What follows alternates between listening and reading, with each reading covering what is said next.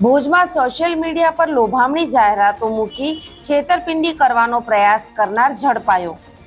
પશ્ચિમ કચ્છ એલસીબીની ટીમે ભુજમાંથી એક યુવકને ઝડપી પાડ્યો છે, જે સોશિયલ મીડિયા પર ખોટી આઈડી બનાવી સસ્તું સોનું અને 1 લાખના 5 લાખ આપવાની લાલચભરી જાહેરાતો પોસ્ટ કરી લોકો સાથે છેતરપિંડી કરવાનો પ્રયાસ કરતો હતો।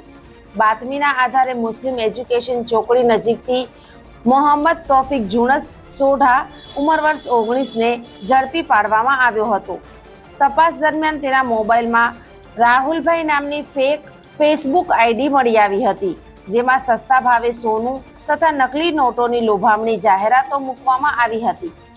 આરોપી લોકોને વિશ્વાસમાં લઈ પૈસા પડાવવાનો પ્રયાસ કરતો હોવાનું સામે આવતા તેની સામે ભુજ એ ડિવિઝન પોલીસ સ્ટેશનમાં ગુનો નોંધી આગળની કાર્યવાહી હાથ ધરવામાં આવી છે।